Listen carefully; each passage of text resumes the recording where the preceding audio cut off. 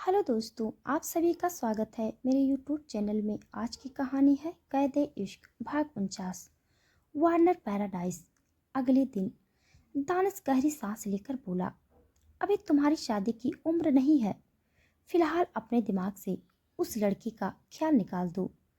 Grace चिढ़ते हुए बोली, तो क्या जिया की उम्र थी शादी करने की? वो तो मुझसे भी 2-3 साल छोटी है। उसकी बात सुनकर दानिश चुपचाप उसे देखने लगा। ग्रेस ने तुरंत अपनी नजरें झुका ली और धीरे से बोली, आई एम सॉरी। दानिश अपनी जगह से खड़े होकर बोला, तुम्हें शादी करनी है राइट? थोड़ा सा रुक जाओ, मैं खुद तुम्हारी शादी करवा दूंगा उस लड़के से। उसके इतना कहते ही ग्रेस ने तुरंत उसे देखा और हैरानी से बोली, सच में? दानिश ने बस हाँ में सर हिला दिया। ग्रेस ने जल्दी से उसके पास जाकर उसे हक कर लिया और मुस्कुराते हुए बोली, थैंक यू भाई। दानिश ने उसके बालों पर किस कर लिया और खुद से दूर करते हुए बोला, तब तक मॉम के साथ कोई बदतमीजी नहीं। वो जो भी बोले तुम्हें सुन लेना है। ग्रेस जल्दी से हाँ में सर हिलाते हुए बोली, ओके, मैं कुछ नहीं बोलूंगी। इधर पारस और अंकिता गार्डन में आ गए थे। अंकिता झूले पर बैठी थी। तभी पारस उसके पास बैठते हुए बोला, क्या सोच रही हो? अंकिता ने उसे देखा और हल्के से मुस्कुराते हुए बोली, जीजू की फैमिली थोड़ी सी अजीब है ना? पारस हंसते हुए बोला, थोड़ी सी नहीं, बहुत ज्यादा अजीब है। अंकिता धीरे से बोली, कोई भला अपने ही किडनैपर से प्यार कैसे कर सकता है? मैं तो कभी भी नहीं करती। पारस जल्दी से बोला, तुम्हारी दोस्त भी उसी कैटेगरी की है। अंकिता हंसते हुए बोली, वो भी तो जीजू की फैमिली से बिलोंग करती है। उसकी बात सुनकर पारस सामने देखते हुए बोला, वो लड़की मुझे बिल्कुल नहीं पसंद। अंकिता हैरानी से बोली, क्यों? ऐसा क्या किया उसने आपके साथ? पारस ने उसे देखा और आगे बोला, उसने दानिश का दिमाग खराब कर रखा है। अंकिता जल्दी से बोली, अब मेरी दोस्त है ही इतनी खूबसूरत, तो इसमें उस बेचारी की क्या गलती? पारस बोरियत से उसे देखते हुए बोला, मैं अभी की बात नहीं कर रहा। अंकिता झट से बोली, तो फिर? पारस वापस से सामने देखते हुए बोला, 4 साल पहले की बात है। अंकिता हैरानी से बोली, 4 साल? पारस ने गहरी सांस ली और बोलना शुरू किया। थोड़ी देर बाद जिया तैयार होकर नीचे आ रही थी। तभी उसकी नज़र जेम्स की तरफ चली गई। वो स्टडी रूम की तरफ जा रहा था। जिया तेज आवाज में बोली, जेम्स। उसकी आवाज सुनते ही जेम्स ने उसकी तरफ देखा। जिया कुछ ही पल में उसके सामने आकर रुकी। जेम्स बड़ी रिस्पेक्ट के साथ बोला, यस मैम, कुछ चाहिए आपको? जिया हल्के से मुस्कुराते हुए बोली, नहीं, मुझे कुछ नहीं चाहिए। वैसे तुम्हारी शर्ट बहुत अच्छी है। जेम्स ने अपनी शर्ट की तरफ देखा और हल्के से मुस्कुराते हुए बोला, ये शर्ट मिस्टर वार्नर ने गिफ्ट की है।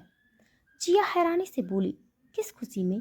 जेम्स धीरे से बोला, मैंने आपकी इन्फॉर्मेशन निकाल कर उन्हें दी थी और वो खुश हो गए। उसकी बात सुनकर जिया ने कुछ पल उसे देखा और आगे बोली, ये सब छोड़ो और बताओ कि तुम्हारा पैर ठीक है ना? मतलब चलने में कोई प्रॉब्लम तो नहीं? जेम्स जल्दी से बोला, मेरा पैर ठीक है, उसे क्या होगा? जिया जल्दी से बोली, मिस्टर वार्नर ने तुम्हारे पैर पर शूट किया था ना, तो तुम्हें कोई प्रॉब्लम नहीं हो रही? मतलब तुमने इतनी जल्दी काम ज्वाइन कर लिया? जेम्स सीरियस होकर बोला, मैम, मैं आपसे झूठ नहीं बोलूँगा। आप मेरी लेडी बॉस हैं।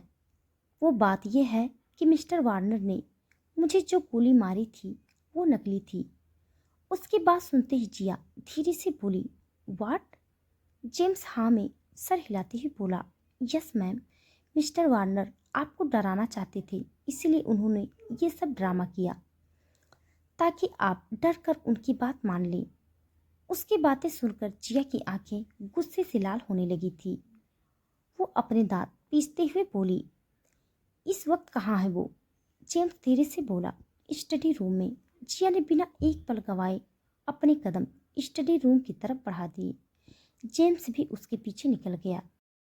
जिया गुस्से से तमतमाते हुए स्टडी रूम के अंदर आ गई और उसकी नजरें दानिश की तरफ चली गई। वो पारस के साथ बैठकर कुछ डिस्कस कर रहा था। अचानक स्टडी रूम का दरवाजा खुलने से दानिश और पारस की नजरें जिया की तरफ चली गई। जिया दानिश के सामने आकर रुकी और गुस्से से बोली, मुझे तुम्हारी गन देखनी है। उसकी बात सुनते ही दानिश धीरे से बोला, गन क्यों देखनी है तुम्हें? जिया उसी तरह से बोली, तुम्हें गन देनी है या नहीं? पारस मजाकिया अंदाज में बोला, किसकी जान लेने जा रही हो? उसके इतना कहते ही जिया ने गुस्से से उसकी तरफ देखा। पारस जल्दी से बोला, अरे यार, गन दिखा दे, वैसे भी उसे कहाँ गन चलानी आती है। दानिश ने अपने पीछे से गन निकाल कर उसकी तरफ बढ़ा दी। जिया उस गन को बड़े गौर से देखते हुए बोली, इसमें असली गोलियां हैं। दानिश हल्के से मुस्कुराते हुए बोला, लिटिल गर्ल, ये खिलौना नहीं है तो जाहिर सी बात है कि इसमें असली गोलियां हैं। जिया ने गहरी सांस ली और तुरंत जेम्स के पास चली गई। वो दरवाजे के पास ही खड़ा था। जिया ने उसकी तरफ गन बढ़ाते हुए कहा, इसे कैसे चलाते हैं? जेम्स ने एक नज़र दानिश की तरफ देखा और फिर जिया को देखने लगा। दानिश सीरियस होकर बोला, लिटिल गर्ल, क्या करना चाहती हो तुम? जिया अपनी बत्ती सी दिखाते हुए बोली, मुझे जानना है कि गन कैसे चलाते हैं।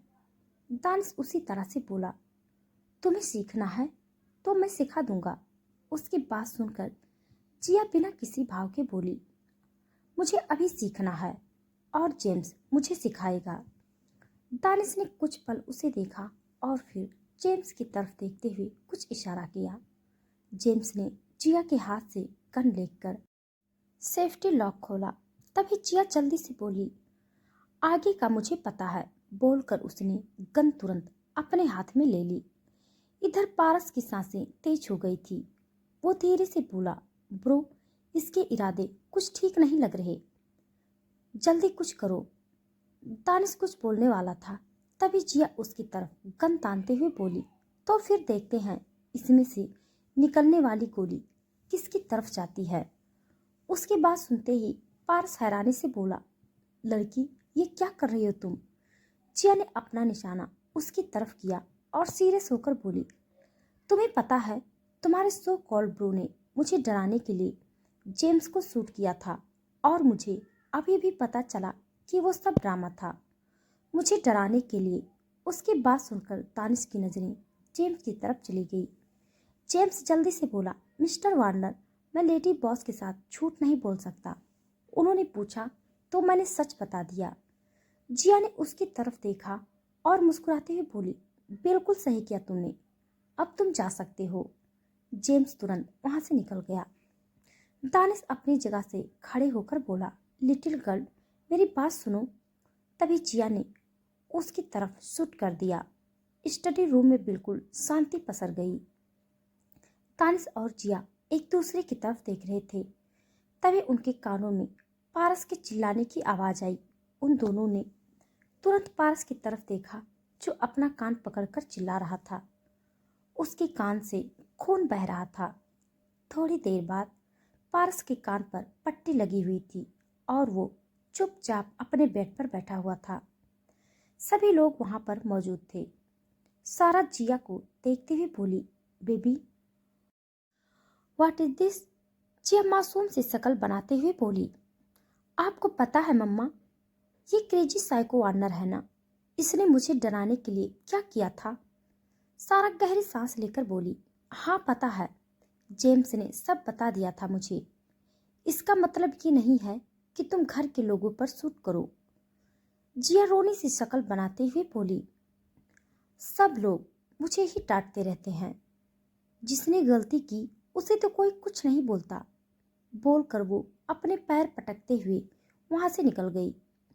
उसके जाते ही सारा दानिश की तरफ देखकर गुस्से से बोली, दिमाग खराब हो गया है तुम्हारा? तुम्हें पता है जेम्स कभी झूठ नहीं बोलता, तो इसे इस ड्रामे में शामिल करने की जरूरत क्या थी? किसी और को ले लेते उसकी जगह पर। दानिश शांत लहजे में बोला, इट्स ओके मॉम, थोड़ी देर बाद वो अपने आप ही ठीक हो जाएगी। सारा उसे घूरते हुए बोली, इसके बाद मुझे कोई ड्रामा नहीं चाहिए। लिली के साथ तो बिल्कुल भी नहीं। वो अभी इतनी बड़ी नहीं हुई है कि बात को समझे। तुम उसके सामने जैसी हरकतें करोगे वो तुम्हें कॉपी करेगी। उसकी बात पर दानिश ने कोई जवाब नहीं दिया। रात का वक्त। जिया अपने बेडरूम में थी और किसी से कॉल पर बातें कर रही थी। सामने वाले की बात सुनकर वो इरिटेट होकर बोली, क्या यार, तुझे क्या जरूरत थी इतनी जल्दी घर भागने की? अच्छे से रह रही थी यहाँ पर। सामने से अंकिता बोली, देख मैं तेरी बात मानकर 2 दिन रही ना तेरे पास, अब चल अपना मूड ठीक कर। जिया धीरे से बोली, ओके, लेकिन तुम मुझसे मिलने आएगी ना? अंकिता हंसते हुए बोली, अभी थोड़ी देर पहले ही तो घर पहुंची हूँ और तू मिलने का बोल रही है। जिया बेड पर बैठ गई और जल्दी से बोली, ओके, तू आराम कर, हम दोनों कल मिलते हैं। अंकिता जोर जोर से हंसते हुए बोली, तू ना सच में पागल है। अच्छा मेरी बात ध्यान से सुन, आज तूने जो कुछ भी किया ना वो फिर कभी मत करना। अगर गलती से गोली कहीं और लग गई होती तो?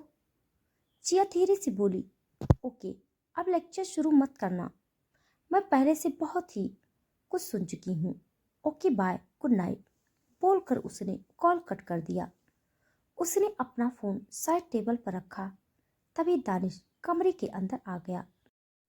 जिया बिना उसकी तरफ देखे बेड पर लेट गई और उसने अपनी आंखें बंद कर ली। उसने दानिश को पूरी तरह से इग्नोर कर दिया था और दानिश को भी ये बात अच्छे से समझ में आ रही थी। उसने कुछ पल जिया को देखा और तुरंत वॉशरूम में चला गया।